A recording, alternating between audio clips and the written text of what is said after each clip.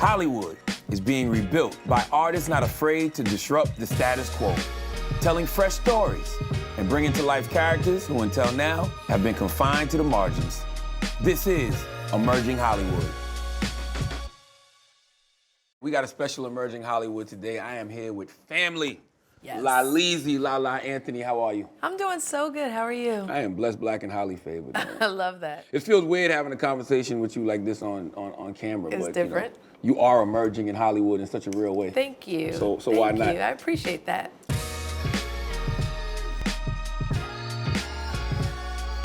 Let's start with your childhood, right? I know you're a native New Yorker, then you moved around a bit. Where do you call home? It's interesting because I was born in Brooklyn and I live in Brooklyn now, so it's kind of like full circle to be born there and live there now. But then I moved to Atlanta in high school, so I have a little bit of like ATL in me as well. What were your parents like? You know, what values did they instill in you growing up? If you meet your mom, then you can clearly see the apple don't fall too far from the tree. Thank you. So my parents weren't together, growing up. My dad was a flight attendant.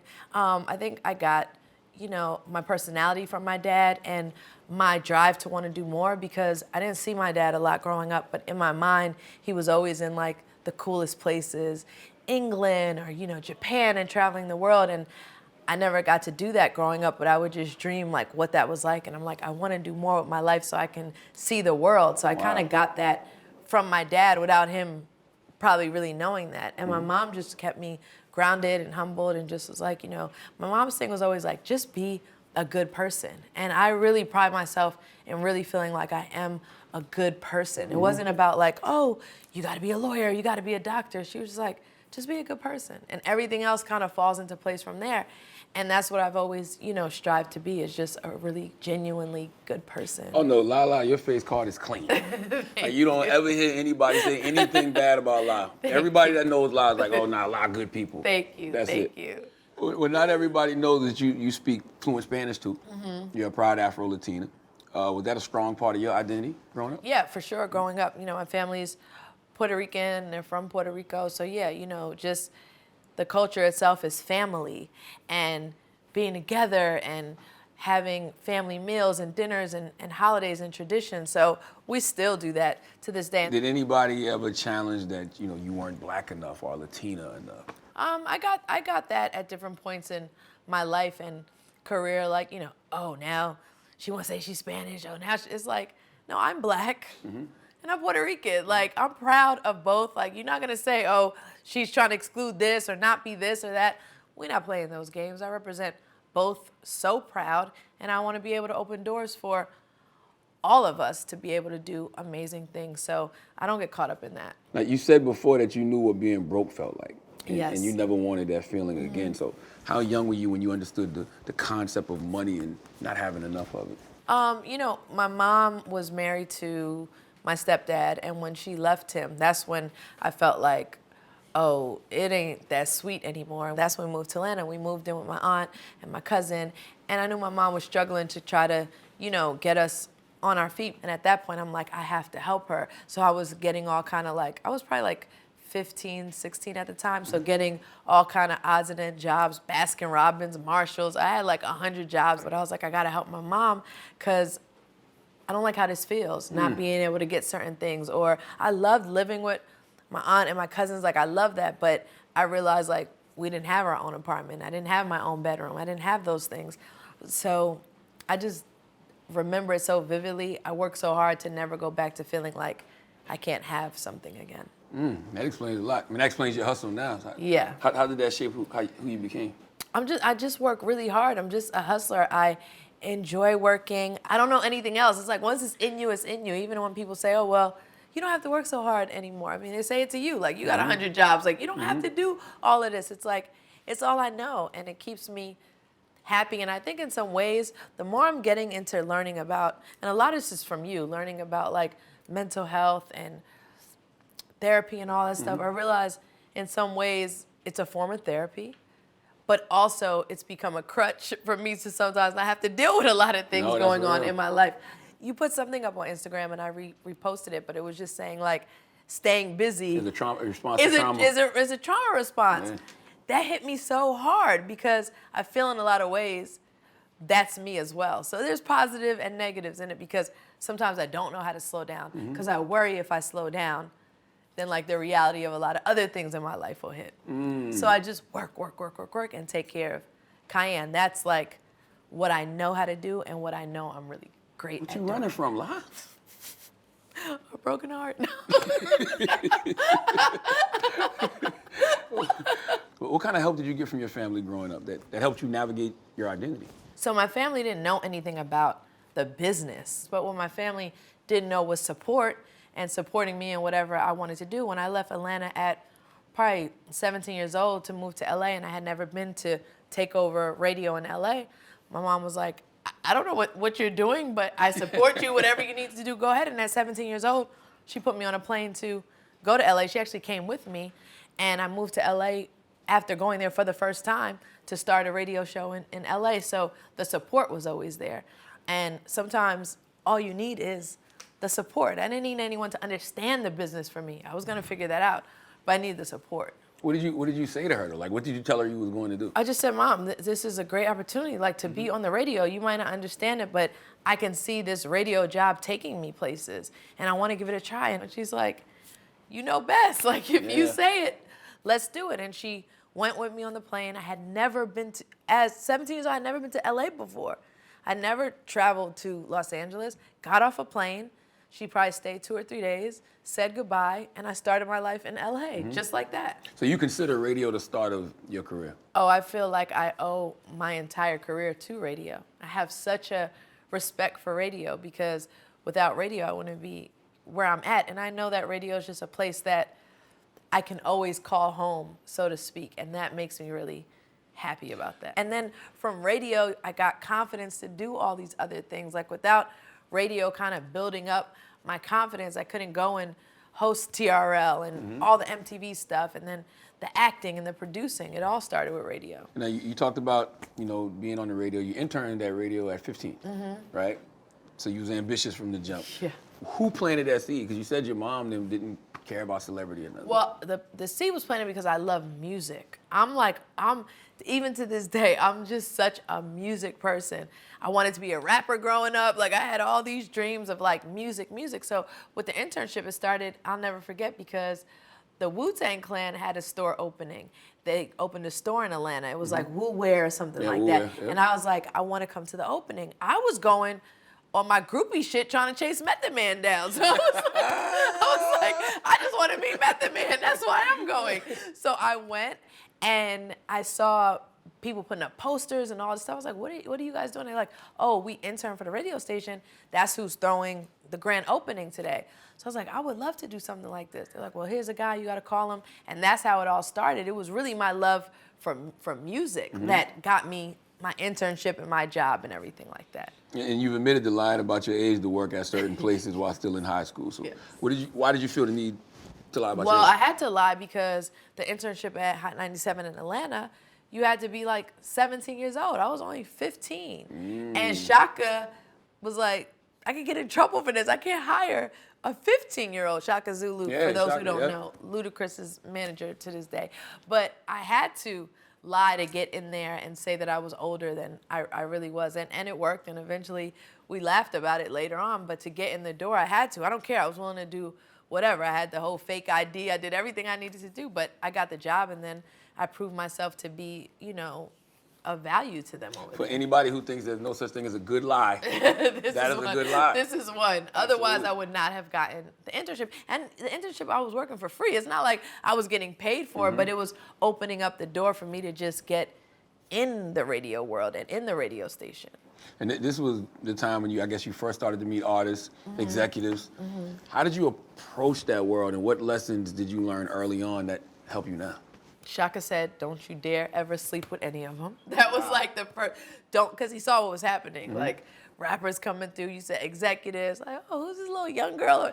He was like, don't you dare. And Shaka was really my mentor and a father figure to me and so many things. And I don't know, sometimes when I talk about him, I could get a little emotional because I owe so much to him, and life lessons that he's taught me that I carry with me to this day. Like the self-respect I have for myself. Let the work speak for itself. You know, make it about the work. Don't make it about anything else. Be a hard worker. Come early. Stay late. All the things I still do now, I learned from him. Is it because I see you got a little emotional? Is it because he was one of the first people that actually saw you? One of the first people that saw me and also saw at that time how I was needing some kind of male figure in my life. And someone else could have taken advantage of that in a way or used my vulnerability for, you know, other things. And for him to just say, like, I'm going to take you under my wing and really teach you radio, but I'm going to teach you life at the same time. Not a lot of people would do that. So it's just something I'm so grateful for because look where it got me. Now you became practically a household name as an MTV VJ on TRL. That was like the epicenter of pop culture at the time. How did that change your life? Oh my TRL God. and Direct Effects. People forget about Direct Effects. Effects. Shout out to DJ Clue. You can't forget about that. It changed my life. That's when I was like, oh, I never forget the first time I had got the MTV job, and I'll never forget the first time I went through the airport, and it was like, oh, that's LaLa from MTV. Oh, LaLa, I just want to say hi to you. And I was like, what's going on here? Because on radio, especially at that time, people didn't really see your face that much. If you were hosting a club or something, but for the most part, you didn't really know people's faces like that. And then when you saw them, you were a little disappointed. Sometimes. That's what you call it. You got a radio face. A radio face for radio. But then when I was like, oh, people are like, this is a thing, I was like, oh, life is starting to change a little bit. But again, to be on Direct Effect and TRL, like you said, in the height of pop culture, and to be Black doing that. This wasn't BET, this was MTV, where it wasn't a lot of Black talent on there, especially not on TRL after Carson left. So to be like that person for them, I took so much pride in that. And I was like, you know, this is bigger than me, and I want to bring our voice to MTV. And I think I did a good job at it. You did a great job. You're the blueprint for so many people. Like so many young personalities now want to be like LaLa because that's when they first saw her as a DJ on MTV. Right. What memories do you have of TRL? You know, thinking back, I'm like, wow, that was just such an exciting time in my life. But I was working so hard. You know, you go into work, it's your job. Sometimes you don't take it all in. And we got to remember to live in the moment and take those incredible moments in. But to be in Times Square every single day and look out that window, and there's hundreds, sometimes thousands of kids outside screaming your name and whatever artist is coming on, like, it was just like an incredible thing. And interviewing every day on TRL, you got all the biggest stars coming through, and they're like just talking to you, and you're rubbing elbows with them. It was a really incredible time. And then it allowed me to move back to New York. So now I'm super young. I'm back in New York. I'm on TV every day. I'm meeting so many people. Like, it was just an incredible experience. What were some of the struggles you faced? It was live television. It is no do-overs. It's no, okay, cut, let's do that again. So you always had to be on top of your game. And I always felt like, one as a female and one as African-American female, I always felt like I couldn't mess up. There was no room to mess up. Like, they could have found somebody else quickly. I always felt like that. So I always took it really seriously. And then at the point where you start realizing, like, I love this, but what else? And the thing about MTV, when I was there, was so crazy because people always say, like, this is the gift and the curse. And I'm like, what do you mean? They're like, nobody does anything after MTV. Like, you've peaked. This is like the height of your career, and there's nothing else after this. And I'm like, oh, nah, this not gonna be it for me. Like, this I'm gonna do something different, but trying to figure out, like, what is that different thing?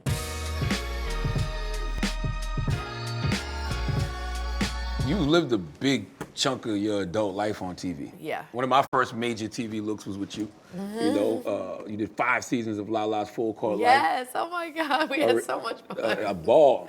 Yeah. I was just thinking about the time we went to Miami with Trina and we went to Yes. I forgot what the name of that strip club was, but what was it like giving people that level of access to your life?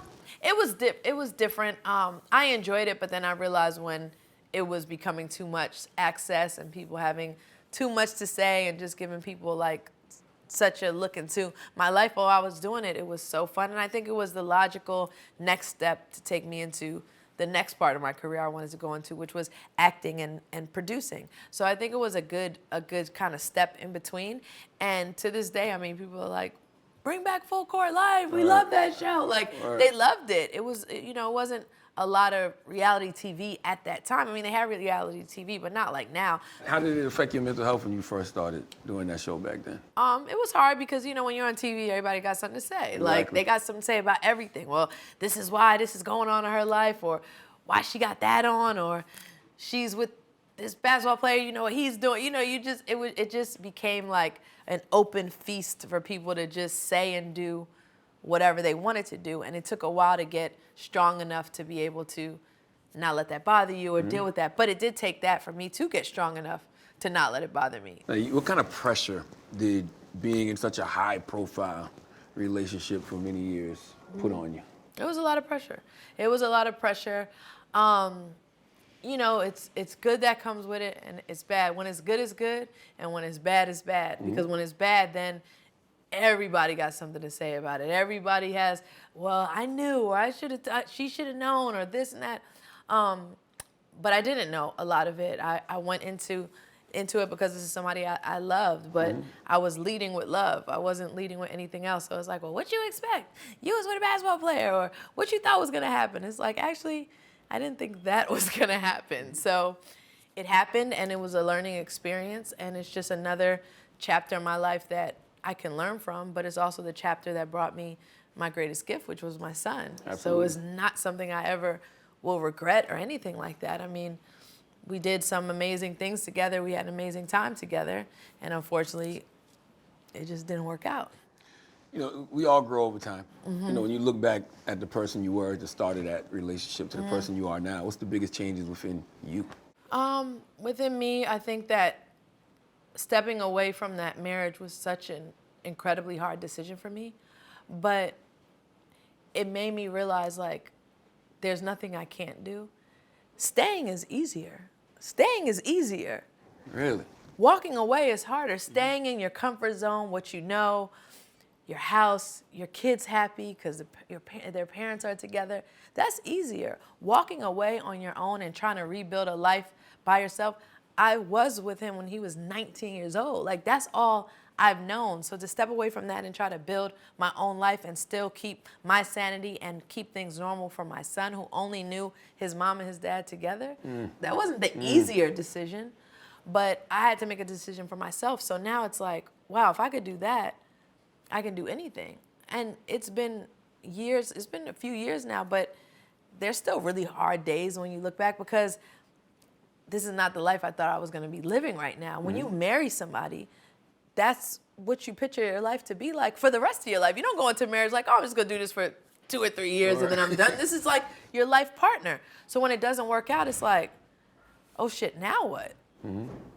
What do I do now? And so I had to figure out what I needed to do then, and I'm still figuring out what I'm doing now. Navigating in this new waters of like social media and trying to date, and this is some other shit right here. This is not easy, especially when you haven't been doing it. Yeah, I can't see you out here in these streets, LaLa. I really can't see it for you. It's tough. It's tough. How would you describe your relationship with Melo now? Great. Co-parenting, amazing. We want to be a great example to our son. We have open conversations with him. Like, we tell him, you know, you were made from love. We're still a family, and we do things together. We go to his games together. You know, we try to keep it as normal as possible. Like, I do it, you know, for my son. I don't want my son to look at his parents like they didn't get along or they were arguing all the time, because he's looking at us as an example of relationships that he's going to have in the future. And I don't want him to have dysfunctional relationships or think, you know, treating people a certain way is like the norm, or, well, that's all I saw, so that's how it is. Like, I want him to be better when it comes to that. And what makes me the most sad is that I wanted to be a better example to my son than what I saw. And I didn't necessarily do that. So that makes me sad. But that's not your fault, though. It's not my fault, but it's like, I always said, like, I wanted to be different for him. And then it turned out to be similar, in some ways worse, because it was so public. And he got to an age where he was seeing everything and reading everything. So it's like, well, Mom, they saying this. Is this true? Mom, my friends at school are asking me this. Is this going, like, so it became that. So we had to navigate through all of that. So the fact that I couldn't necessarily protect him from that, that still hurts me. But I try to make up for it in other ways by just being open with him and still showing him a loving household, co-parenting situation. So I work really hard at that for those reasons, because I couldn't imagine being his age and having to see all of this stuff and question what's real, what's not. Why are they saying this about my dad? Why are they saying this about my mom? I couldn't even fathom having to deal with that at that time, 11, 12 years old. Especially if you don't really know what's going on. Yeah, and then the parents are telling the student stuff, and he's coming to school like, they said this. I'm like, that's their little parents saying this. Did you feel ashamed? Not ashamed. I was never ashamed because I didn't do anything. Right. I was never ashamed because that wasn't my burden to bear, because I didn't do anything. I felt sad that he had to go through that. I felt sad that I had to go through that. I had to go through it publicly and still wear a smile and, damn, LaLa, she's handling it as well. But nobody knows what was going on once the door closed. You or were once cancer. You crying tears, buckets of tears. Yes. hard exterior, yes, soft interior. and that's it. I'm like the true definition of a cancer. Everything a cancer is me. But I knew I had to, what was I gonna do, die? Like, I had to build myself up and continue to live. I have a lot to live for. My son, obviously, my career, my family. Like, I wasn't gonna let this destroy me, but there were moments where you felt like, how am I gonna bounce back after this one? It's tough. So what are your thoughts on love now? And what do you hope for in the future? For everybody out there wanting to shoot their shot at LaLeezy. I do hope that I'll find love again one day. I can't necessarily say I'm the most confident about it. Sometimes I'm like, maybe it's just not in the cards for me. And everyone's like, what are you talking about? I just feel like, maybe an incredible son and an incredible career is like, that's for me, and maybe it's just not gonna be like this incredible love. And then people are like, you can't say that. Words have power. You got Sierra over here, one of my best friends, like, no, you need to pray the exact kind of man you want. You need to pray. You need to. And I do pray, and I definitely pray that it will happen. But I'm also at a place where if it doesn't, then it doesn't. I'm gonna still have fun. I have great friends. I have great family. I'm not lacking like in that department. I would love it, but it's slim pickings out here. I mean, the love is one thing. You love yourself, so you don't always have love to give. Right. But could you trust somebody? Could you trust? That's hard. That's hard. It's hard to trust. It's hard when you've been like scarred in a sense, or when you went through trauma the way I went through trauma. Yeah, it is. It's hard. I'm like, damn. That really messed me up in a lot of ways. But I'm in therapy. I'm dealing with my own stuff, and I would love to find love and a companion to do fun stuff with, and someone I can rely on. And we just got to see what happens. Well, you talk about a companion. You got a best friend, named Cayenne. Yes. All right, he's 15. I know you two have a very close relationship. Very. What's it like being a mom to that tall teenage boy? It's my best, most favorite job that I have. He is my best friend. I always say I got a son and a best friend in one. And, I hear people say, like, you shouldn't be your kid's best friend. Like, you have to be the parent. You have to be the disciplinarian. It's like, I am the parent, but he's also my best friend. This is who I live with. This is who I'm with all the time. This is who sees me at my highest and my lowest and who I talk to about everything. He is my best friend, and it's great that he's maturing now and understanding things differently. We could have real intense conversations, real educated conversations about my job, about life, about his school or basketball or whatever. It's great that, we have each other in that sense. But I just want him to be a humble, kind person. He loves basketball. He's an incredible player, but I want him to know, there's more to life than just playing basketball. He's got 400,000 followers on Instagram, and he definitely grew up in the public eye. So what's been the biggest challenge raising your son in this business?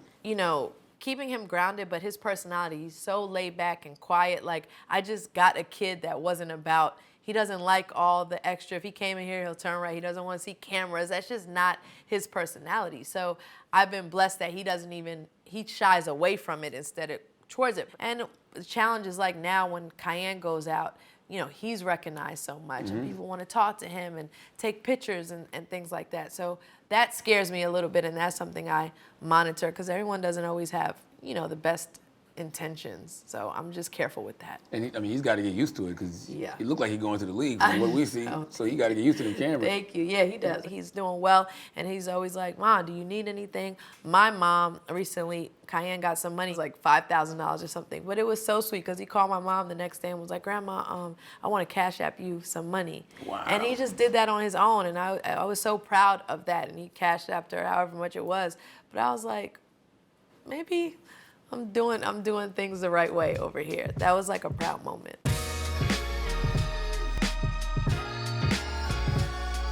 Now let's talk about work. Yes. You got a lot of projects. At this point in your career, do you still feel like the teenage girl hustling to make things happen? Always, always, always hustling and just continue to expand. We're in a business where you can never get comfortable or stagnant. Like, when has anyone really made it? Like, it's never a point where you're like, I made it, now I don't have to do anything else. There's always more to do. And now that I've ventured into acting and producing, it's like a whole new world has opened up. And I've been blessed to have such an incredible friendship, partnership with 50, who has opened so many doors for me from an acting perspective and a producing perspective. We have a bunch of projects together, and just 50 the man right now. He's killing. He's great. To be on his great side is one of the best things you could ever do. But what I'll say about him is that, and I always tell him this, he's the one person, especially in my life, like, when he says he's gonna do it, he really does it. We come from a world, it's like, I got you. I'm gonna look at it, it's like, okay, what does that mean? Like, everybody got you on the next thing or that. It's like, no, La, we're gonna do this, and then we really do it. Like, we're gonna produce this, we do it. I'm about to create this show called Power. I'm gonna bring you in for an audition because I want you to earn it. Work really hard. And then I get called for the audition, and I go in, and I have to go back and back and back and really earn it. BMF, I got something for you. You got to earn it. Let's go in there and wow them. I'm on, table read. He's really, really helped me in this kind of second phase of my career, and I'm very, very grateful to him. Power was a huge catapult for your acting career. You speak so highly of 50. How did you find your tribe in Hollywood?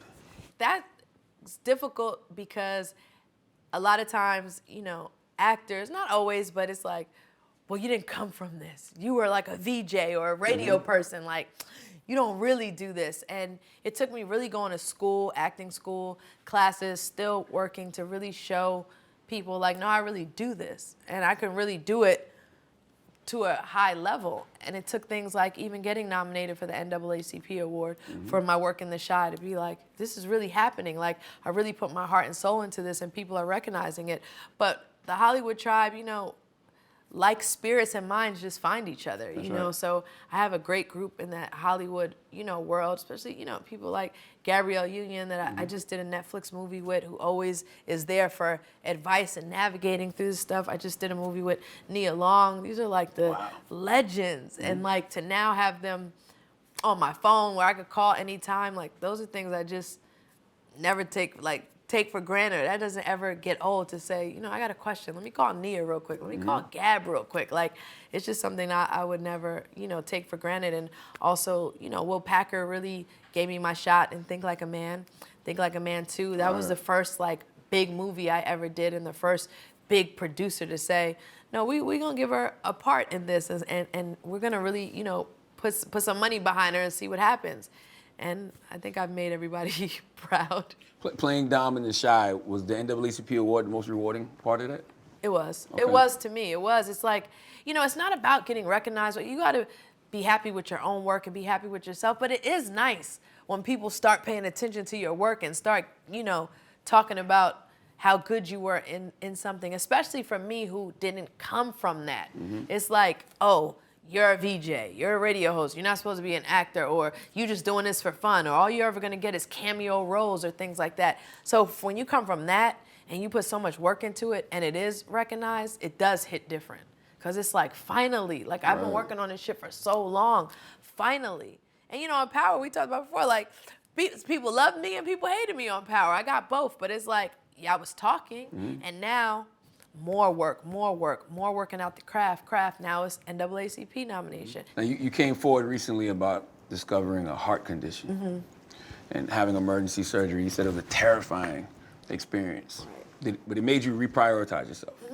How have you done that? So it's like we talked about, the work, go, don't sleep, off a plane, land, go to set, 16-hour days, go to Cayenne's game. It's constant. And you realize, like, you can't just go on that speed all the time. I feel so guilty of, like, taking a day off or, like, even taking a trip. I'm on a gram, I'm like, everybody is always on a trip.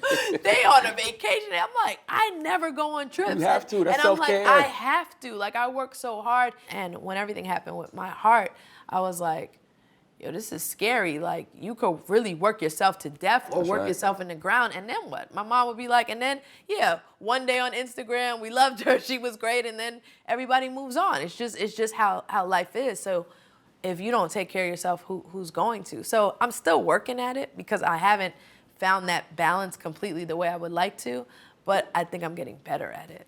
How often does work get in the way of your self-care? Always. It's always in the way of my self-care because I'm always like, I'm gonna take this day off and then calls start coming into this and I gotta handle this, or Cayenne, practice, I wanna be there. It was never really a day off. So work does always get in the way, but I'm getting better at saying no and realizing, like, I don't have to do everything. I used to feel like I had to do it all because if not, they're gonna find somebody else. Like, if I say no, they're gonna find somebody else and I can't let anybody else, get my spot or whatever. Now it's like, I feel like my spot is somewhat secure, so it's okay to say, I can't do that today. All right. That's what I'm working on the most. If you could go back, what would you say to your 15-year-old self?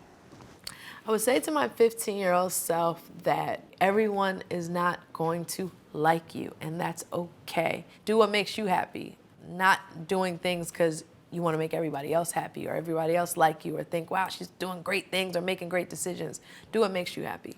What do you want to say to a 60-year-old LaLa Anthony? When I look at my life, my assistant told me the other day, she was like, I feel like you've lived like 5 different lives in one. Yeah. When I look at, like, the teenage years with Shaka, and then the radio, and then the MTV years, and then the reality years, and then the acting years, and just everything that happened in between all of that, the marriage, just dating and life or whatever. It's like, it does feel like 5 lives in one, but it's been very fulfilling.